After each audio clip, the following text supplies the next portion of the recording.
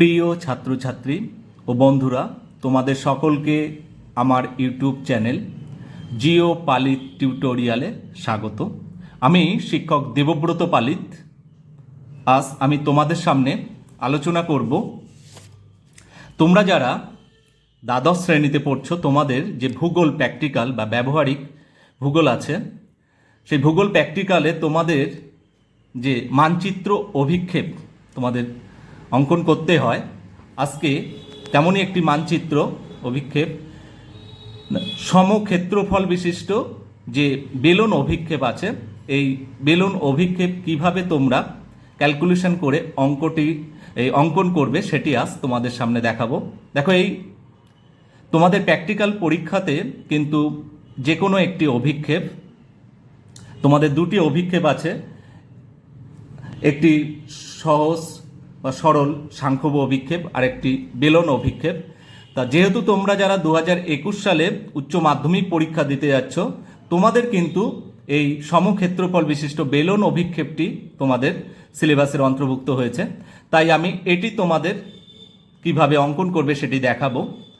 আমি এই অভিক্ষেপটি আঁকতে গিয়ে আমি 2019 সালের যে দ্বিতীয় সেটটি আছে, সেই সেটটি থেকে আমি প্রশ্নটি নিয়েছি।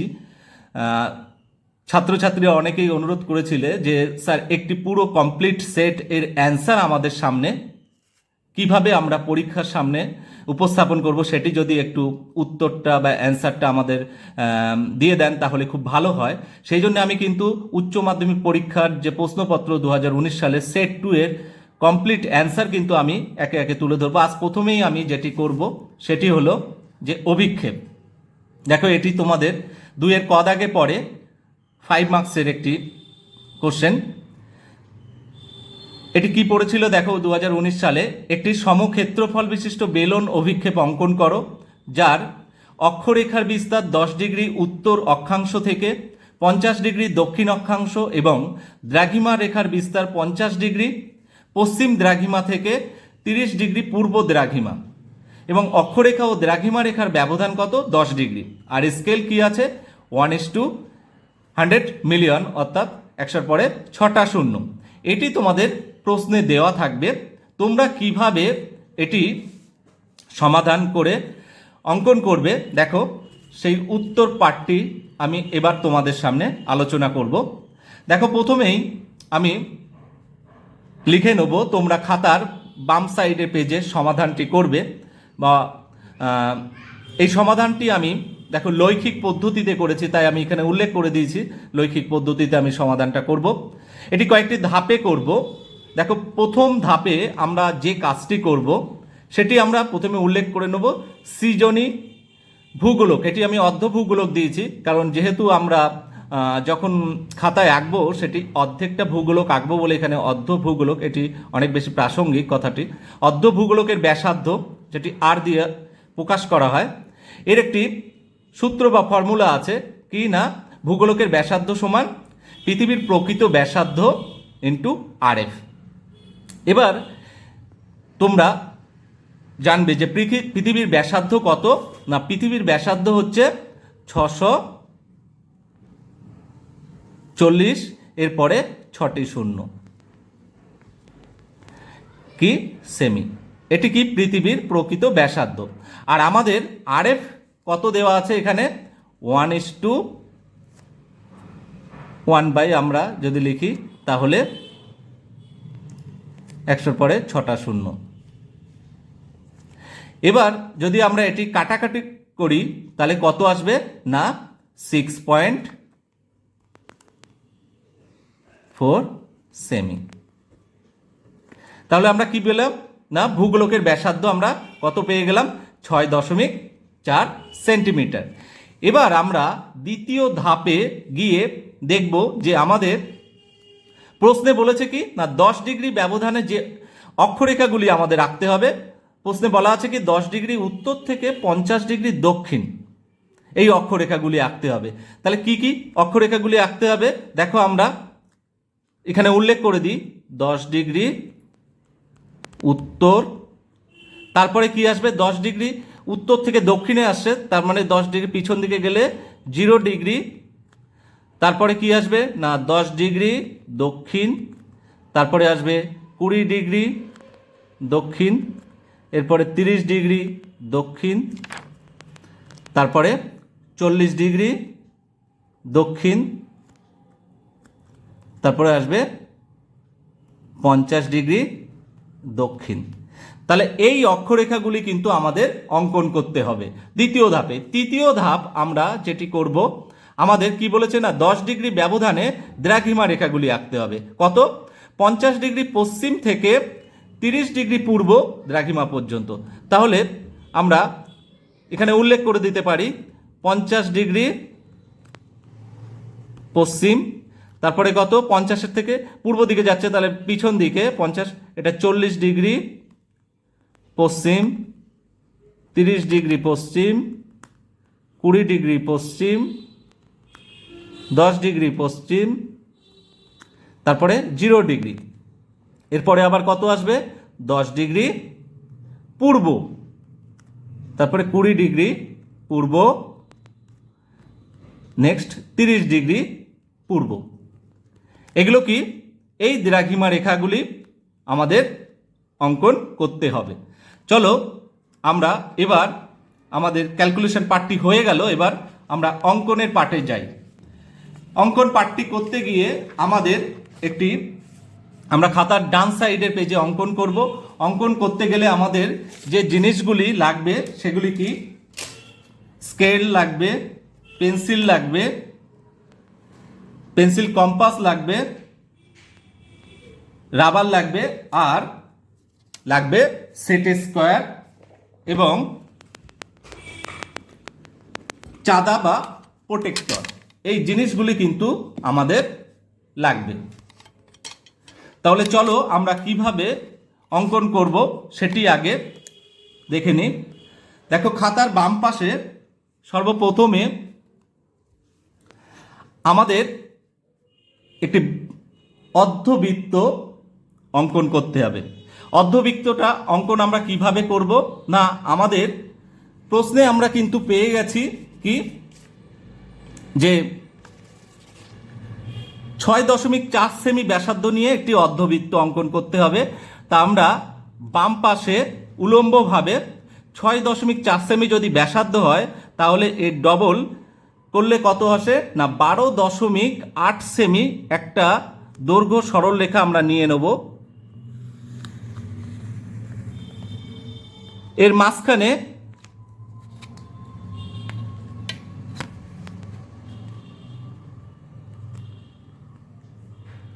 6.4 মার্ক করে নেব। এবার এই যে মাঝখানে বিন্দুতে আমরা নামকরণ করব ও, এবং ওপরের এই বিন্দুটি নাম দেব এম, আর নিচে এন। এবার ও বিন্দুকে কেন্দ্র করে আমরা একটি বৃত্তচাপ অঙ্কন করব। দেখো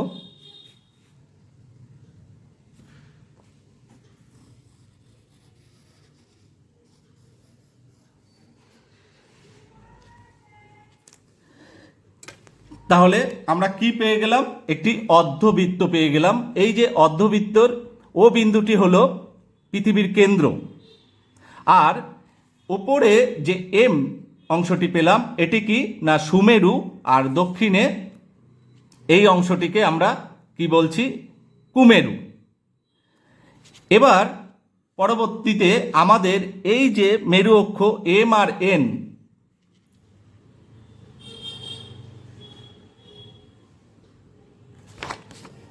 দেখো এই যে মেরুবৃত্ত এম ও এন এর সমকোণে ও বিন্দু থেকে আমাদের একটি সরল রেখা টানতে হবে।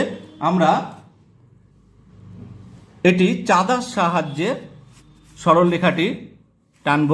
দেখো ঠিক ও বিন্দুতে আমরা চাঁদা বা প্রোটেক্টরটিকে ধরে আমরা ঠিক 90 ডিগ্রি এখানে একটি মার্ক করে নেব। এবার ও বিন্দু থেকে এই যে অর্ধবৃত্তের ওপরে এই রেখাটি আমরা যোগ করে দেব। যোগ করে আমরা ডান সাইডে এই রেখাটিকে আমরা বাড়িয়ে দেব, কারণ এই অংশে আমাদের অক্ষরেখা ও দ্রাঘিমা রেখার যে অভিক্ষেপ সেটি অঙ্কন করতে হবে। এই যে বাড়িয়ে দিলাম, এই অংশে আমরা কি নাম দেব না, এই অংশটি আমরা একটি নামকরণ করব, ই দিয়ে দিলাম। এই যে রেখাটি আমরা পেলাম এটি কিন্তু কি নির্দেশ করবে না, নিরক্ষরেখাকে নির্দেশ করবে।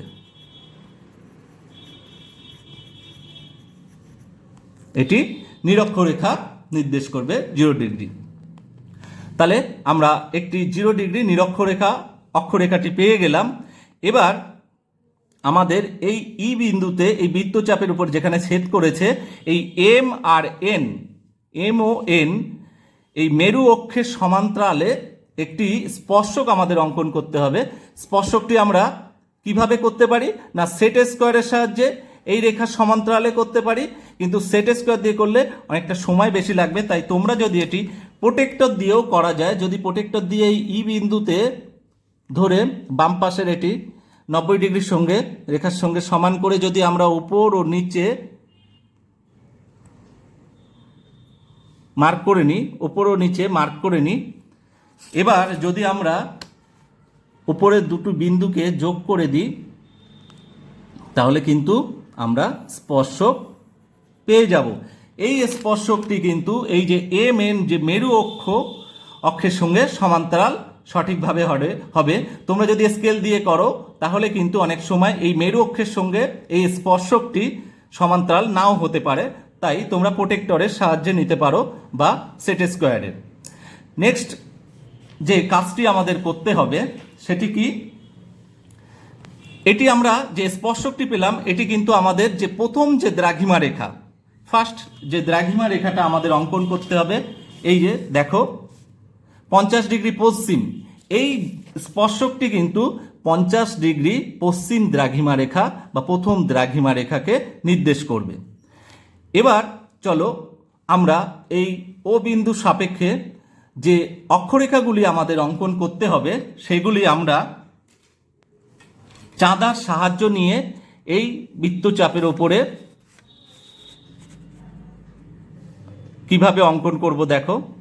ও বিন্দুতে আমরা চাঁদাটি ধরে আমাদের 10 ডিগ্রি ব্যবধানে নিরক্ষরেখার উত্তরে একটি বলেছে, উত্তরে 10 ডিগ্রি, উত্তরে একটি অক্ষরেখা, আর দক্ষিণে কতগুলি বলেছে 10 ডিগ্রি দক্ষিণ, 20 ডিগ্রি দক্ষিণ, 30 ডিগ্রি দক্ষিণ, 40 ডিগ্রি দক্ষিণ এবং 50 ডিগ্রি দক্ষিণ পর্যন্ত অক্ষরেখাগুলি আমাদেরকে আঁকতে বলেছে।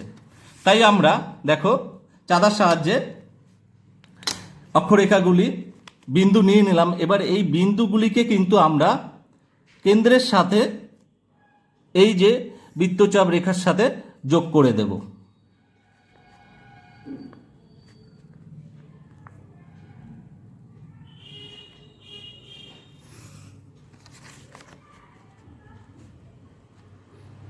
দেখো আমরা কিভাবে যোগ করছি, ঠিক এইভাবে প্রত্যেকটি অক্ষরেখাকে কিন্তু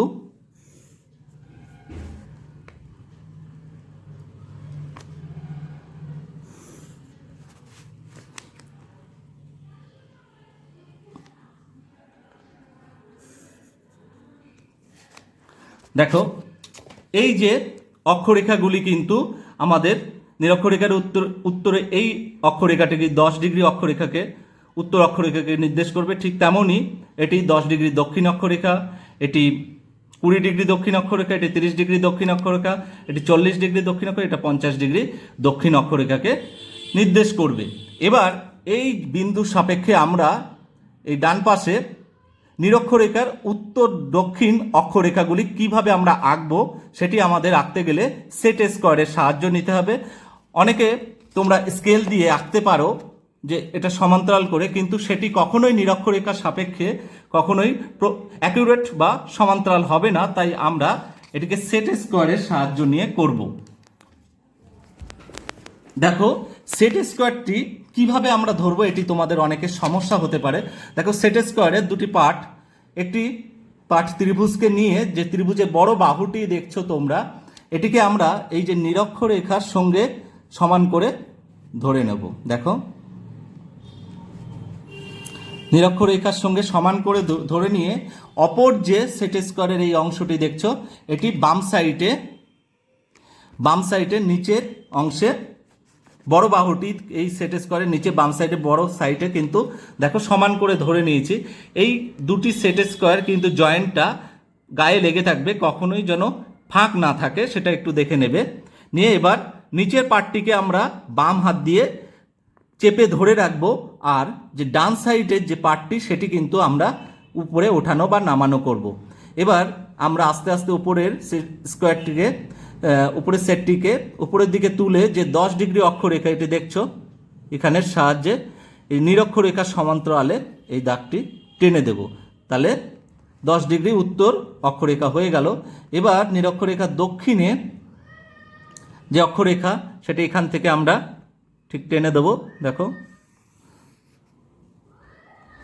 এরপরের যে অক্ষরেখাটি বাম সাইডে এই যে দ্রাঘিমা রেখাতে এই বৃত্তচাপের এই অংশটি আমরা ব্রোকেন লাইনে টেনে দেব, আর এই অংশটিকে আমরা অক্ষরেখাটি এইভাবে টানব।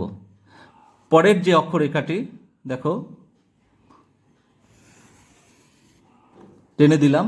নিচের সেট স্কোয়ারের যে অংশটি ওটি কিন্তু নড়বে না, উপরের পার্টটিকে আমরা কিন্তু ওঠানামা করছি দেখো,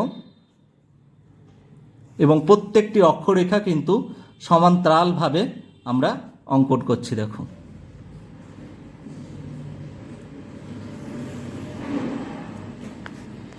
দেখলে, তাহলে আমরা নিরক্ষরেখার উত্তর দক্ষিণে যে অক্ষরেখাগুলি সেগুলি কিন্তু আমরা এঁকে ফেললাম।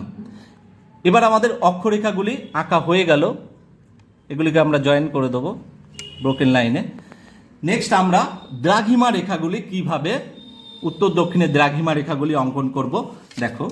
সেটিও করতে গেলে আমাদের প্রথমে এই যে বৃত্তচাপের উপর যে অক্ষরেখা 10 ডিগ্রি ব্যবধানে যে ছেদ বিন্দুগুলি পেয়েছি, এই ছেদ বিন্দুগুলি যে কোনো দুটি ছেদ বিন্দুর দূরত্ব আমরা দেখো মেপে নেব। 10 ডিগ্রি ব্যবধানে প্রত্যেকটি যে কোনো সবই সমান হবে, তাই যে কোনো দুটি ছেদবিন্দুর মধ্যে দূরত্ব মেপে নিয়ে আমরা কিন্তু এই যে প্রথম যে দ্রাঘিমা রেখা এরপর থেকে এটি নিরক্ষরেখার উপরে আমরা